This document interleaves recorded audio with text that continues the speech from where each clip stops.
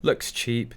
Swedish Princess Victoria taught Meg Unmerciful lesson on wearing striped strapless dress. Meghan Markle made a style statement in a classic pattern during a latest outing with Prince Harry. Last week, the Sussexes, joined by a friend, stepped out for dinner at Tre Lune in Montecito, California on Wednesday night. The night out may have served as an early birthday dinner for Meghan, who turned 42 on Friday. She opted for a summer-ready black and white striped dress by Posse. The Theo strapless dress has a strapless silhouette that's both elegant and timeless. It's patterned with classic bone and black stripes and is designed for a close, figure-hugging fit, according to the website. The dress, which retails for $239. As for Markle, the birthday girl styled the tube dress with a brown clutch and a surprisingly casual pair of black sandals that definitely border on flip-flop territory, save for the secure ankle strap. This pattern of the dress hits Meghan in all the wrong places. It should start with the white band on top. The placement of the stripes makes her boobs look small and her hips look wide. It looked terrible on the catalogue model too.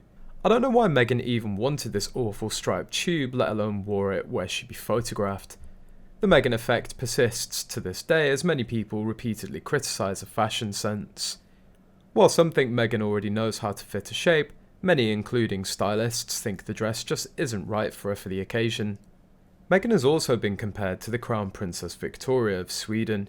Princess Victoria and fiancé Daniel Westling arrived for a dinner at Fredensborg Palace as part of Queen Margrethe of Denmark's 70th birthday celebrations. The princess was wearing a black and white striped dress as it should be worn. There are massive differences between Meghan and Princess Victoria. The first and most prominent is the fabric. Meghan's looks like a cheap, clingy polyester.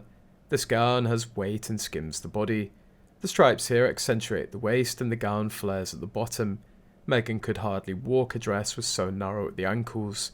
And of course, this dress has texture to it as well, which makes it interesting to look at.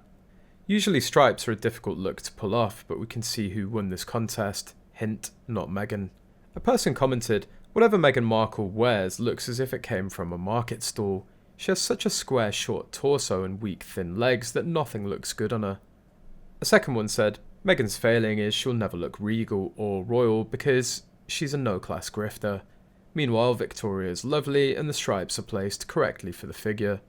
Third fan added, "For me, Meghan's dress wasn't properly fitted. Looked like a cheap fabric and the shape did nothing for her.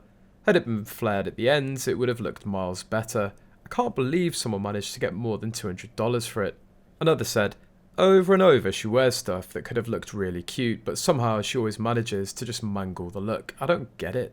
The only thing I can think is that she's her own stylist and is just as blind to what stuff actually looks like on her as she is to her actual effect on other people. She keeps dressing like she's a 6-foot-tall supermodel that doesn't iron her clothes, and she just can't carry off the look.